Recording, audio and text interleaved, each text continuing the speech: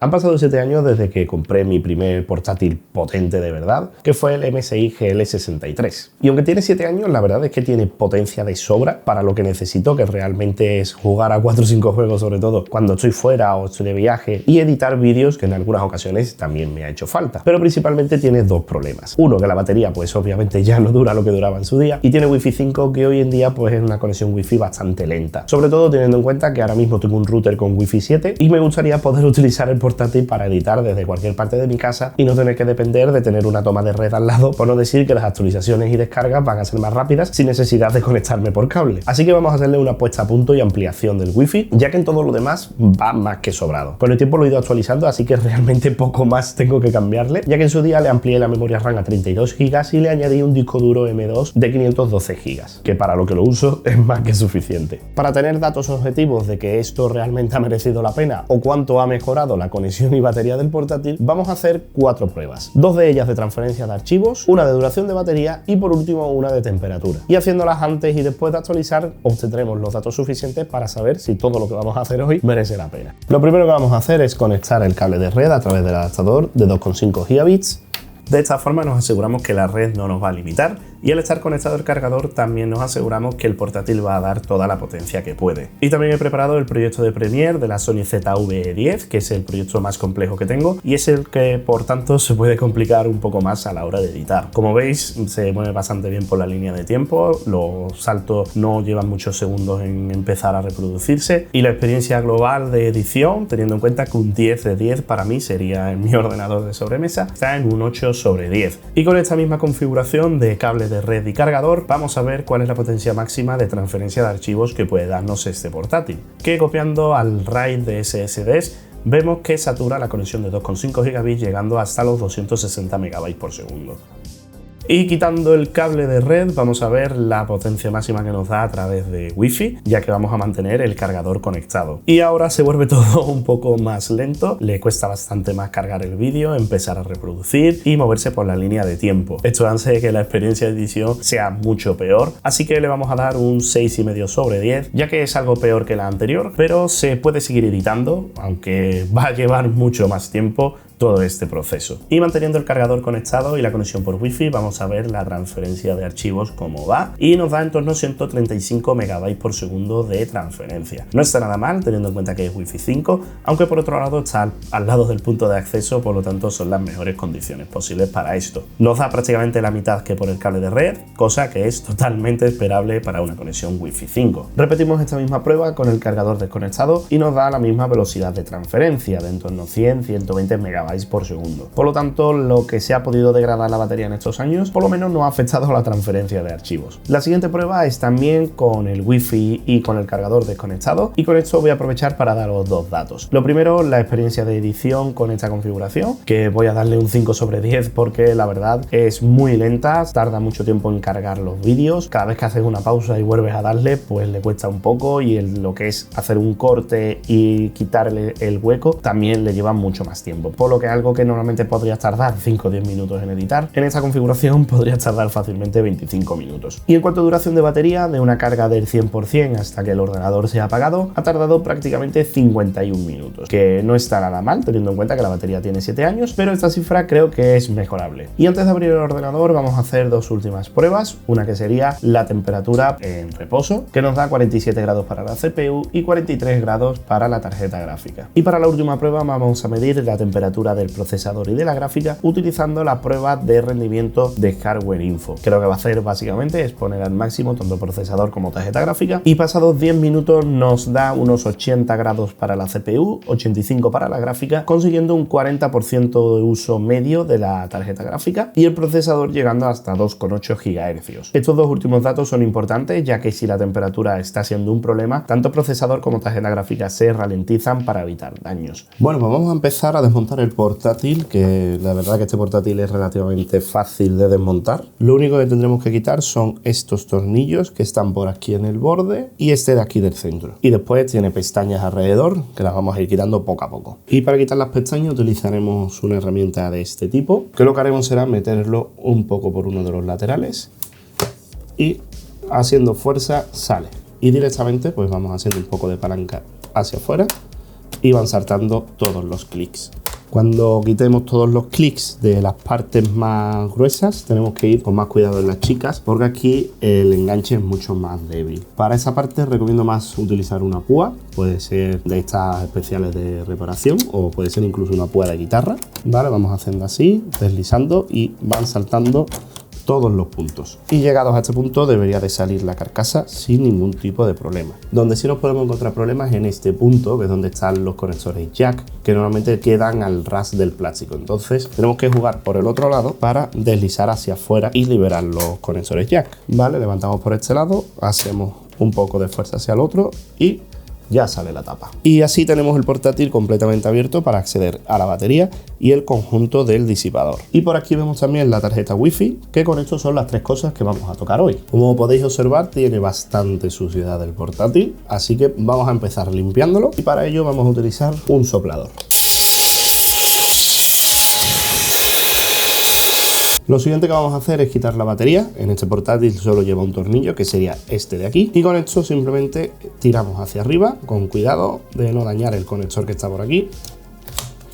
Y ya estaría fuera. Lo siguiente que voy a quitar es la tarjeta Wi-Fi. Y ahora con mucho cuidado quitamos las dos antenas que simplemente tiramos hacia arriba. Estos conectores son muy delicados. Después tan solo tendremos que quitar el tornillo que aguanta la tarjeta. Y como veis sale directamente como si fuese un disco duro M2. Deslizamos hacia atrás y ya tendremos la tarjeta Wi-Fi quitada. Y ahora pasamos a quitar el disipador. En los portátiles este proceso es muy delicado, no es lo mismo que hacerlo en una torre, y lo es principalmente porque el procesador y la gráfica no tienen ningún tipo de protección. Son el núcleo del procesador directamente al aire. Si mal no recuerdo, este disipador tan solo tendríamos que quitar los tornillos de aquí y los que están marcados en los ventiladores. Así que voy a empezar por los de los ventiladores y después pasamos al del disipador. Vamos a quitar este conector de corriente que nos molesta. Vale, ahora venimos a la parte delicada, que son los tornillos del disipador. Estos tornillos traen unos muelles para hacer presión sobre la placa base, por lo tanto tenemos que tener mucho cuidado a la hora de quitarlos, porque si no seguimos el orden puede ser que dañemos la placa. De hecho, yo recomiendo incluso que vayáis quitándolos poco a poco, que le deis a lo mejor 4 o 5 vueltas a cada uno de los tornillos y que los vaya sacando todos a la vez. Así que vamos a empezar con los del procesador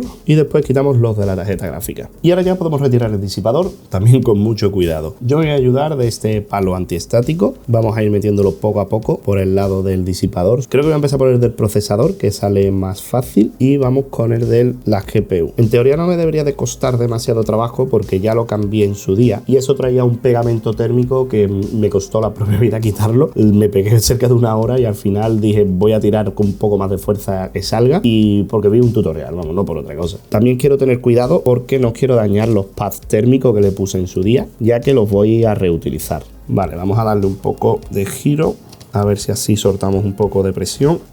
Ahí está. Y ahora tenemos que tener cuidado que no se quede nada pegado. Por ejemplo aquí, el cable de los ventiladores. Un detalle importante, quitarlo antes. Vale, como digo, las almohadillas térmicas no están muy mal, así que las vamos a mantener tal y como están. Pero la pasta térmica sí se puede ver, está bastante seca. Yo creo que vamos a tener una buena mejora de temperatura, pero ya digo, la pasta térmica está bastante mal. Bueno, para limpiar esto vamos a utilizar alcohol isopropílico en spray. Podéis utilizar esta lata, podéis utilizar alcohol isopropílico normal y corriente, no tiene por qué ser de spray. De hecho, yo también lo tengo en líquido normal y corriente. Podríamos utilizar este incluso, pero para mí me resulta este más cómodo y como lo tengo, pues lo vamos a utilizar. De hecho, voy a empezar por el normal y corriente para que veáis que no es muy complejo tampoco echarlo. Lo que hacemos es dar un par de pulsaciones encima del procesador y ya con eso tenemos bastante alcohol isopropílico para ablandecer la pasta térmica y poderla quitar con mucha más facilidad. El de la GPU, como tiene más, pues sí voy a utilizar de spray, que lo que hacemos realmente es darle un par de toques y ya es que incluso con el propio spray salta. Y para limpiarlo voy a utilizar toallitas de alcohol isopropílico. Esta fui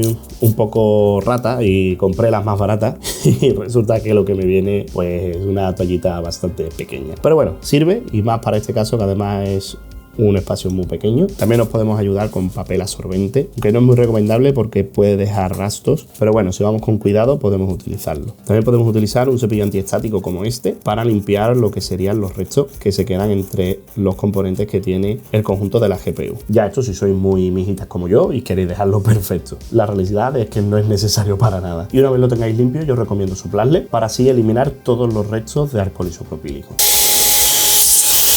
y por supuesto limpiamos también el disipador. Y ahora que ya tenemos limpia la pasta térmica tanto del procesador, la tarjeta gráfica y el disipador, he aprovechado también para limpiar un poco con alcohol isopropílico algunas partes que estaban un poco más sucias, y ahora pasamos a poner la pasta térmica. En este caso, como los chips son muy pequeños, no necesitamos poner mucha pasta térmica. Lo que es más importante es que sea una buena pasta térmica. En este caso he escogido la MX6, que es la pasta térmica que utilizo un poco para todo, ¿no? No es la mejor, pero en calidad-precio sí me parece que sea la mejor. La idea es más o menos que haya pasta térmica por todo el procesador, ya que a la hora de poner el disipador se va a aplastar y se va a extender automáticamente. Volvemos a colocar el disipador con mucho cuidado e intentamos dejarlo lo más centrado posible, ya que la pasta térmica ya va a empezar a extenderse. Lo primero que voy a hacer es volver a conectar los ventiladores para no dañar el cable. Vale, pues he dejado presentados los tornillos y ahora vamos a ir apretándolos siguiendo el orden. Volvemos a conectar este cable de alimentación. Como ya he comentado, lo primero que voy a hacer es poner una batería nueva y vamos a cambiar también la tarjeta de Wi-Fi por una de Wi-Fi 6E.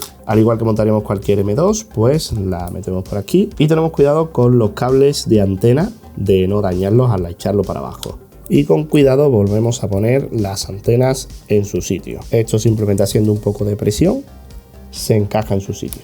Y ya podemos poner la batería nueva, que al igual de la otra, pues simplemente apretamos un poco para abajo y le ponemos su tornillo. Y ahora ya solo nos queda cerrar el portátil de la misma forma que lo hemos abierto.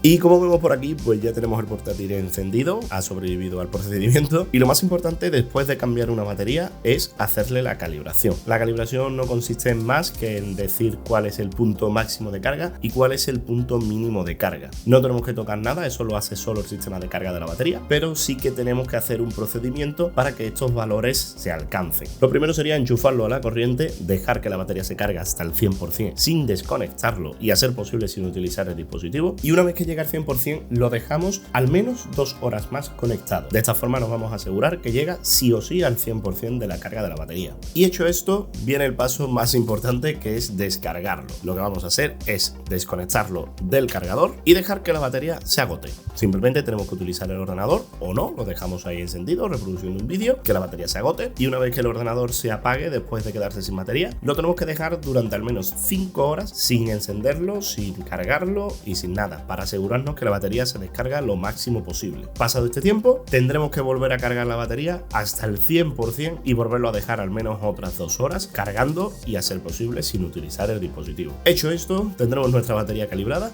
y podremos empezar a utilizar el ordenador con total normalidad. Este procedimiento, aunque sea algo que recomiendo hacer después de un cambio de batería, no es totalmente necesario, es para maximizar el tiempo de uso de la batería y el tiempo de vida de la batería. Lo que sí es recomendable hacerlo al menos una vez al año. De hecho, la batería anterior me ha durado 7 años por 2 motivos. El principal es que no le he dado demasiado uso, por desgracia, y el segundo porque me he preocupado de mantener una calibración más o menos de una vez al año. Y en cuanto al Wi-Fi, como hemos cambiado una tarjeta de Intel por otra tarjeta de Intel, pues los drivers son exactamente lo mismo. Así que ha sido realmente un plug and play y ya el ordenador ha reconocido la tarjeta y está conectado directamente a la red Wi-Fi. Y ya nos aparecen las redes de 6 GHz, cosa que nos indica que el Wi-Fi 6E está funcionando con total normalidad. Y ahora las pruebas que vamos a hacer, vamos a ir directos al grano y vamos a probar directamente la conexión Wi-Fi y la batería. La primera prueba es de transferencia de archivos, que nos da en torno a 180 a 200 megabytes por segundo, lo que supone casi una mejora del 100% con respecto a como estábamos antes con Wi-Fi y batería, que recuerdo que nos daba en torno a 100-120 megabytes por segundo. En cuanto a la duración de la batería y experiencia de edición, tanto con Wi-Fi y batería nuevas, puedo decir que lo que es la experiencia es de 7 sobre 10, ya hemos mejorado 2 puntos, le cuesta un poco, a veces da algún tirón, pero se puede editar sin ningún tipo de problema. Le doy un 7 porque lo noto un poquito mejor que antes por Wi-Fi cargador, pero peor que con el cable de 2,5 gigabits por segundo. Y en cuanto a duración de la batería, nos da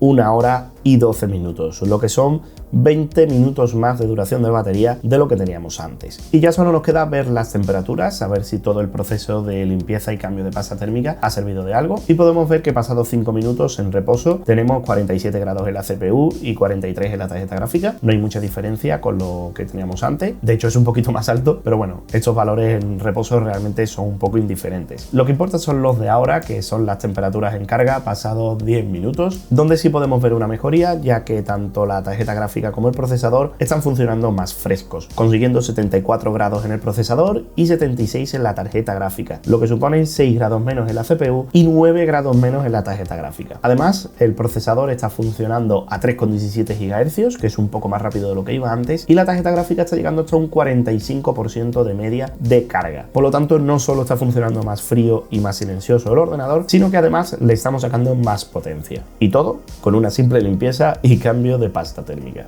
Y viendo los resultados, podemos decir tranquilamente que merece la pena esta actualización. Como he comentado, necesitaba un Wi-Fi potente en el portátil que me permitiese editar desde cualquier parte de la casa, y lo principal sobre todo era la batería, que como habéis podido ver me duraba menos de una hora editando. En total me ha costado todo en torno a unos 60 euros. No recuerdo cuánto es las cantidades exactas, pero sí puedo decir que la tarjeta Wi-Fi me ha costado en torno a 15-25 euros y la batería creo que fueron en torno a 25-35 euros. Todo menos de 80 euros. Muy importante, si cambiáis la batería de cualquier dispositivo, llevarla después al punto limpio para su correcto reciclaje. Las baterías de litio contaminan mucho, por lo tanto es importante no tirarlas en cualquier sitio. Yo en mi caso voy a hacer una comprobación de todas las celdas de litio de la batería, y las que no estén buenas pues sí las llevaré a reciclar y el resto intentaré reutilizarlas. Y nada más, espero que te haya gustado este vídeo. Si es así, deja tu like por aquí abajo, y ya que bajas, déjame en los comentarios si crees que este proceso es demasiado complejo para hacerlo por ti mismo, o si este vídeo ha sido la inspiración para lanzarte a hacerlo. Y antes de irme te dejo por aquí un vídeo que seguro que te va a gustar, así que nada, nos vemos en el siguiente y hasta la próxima.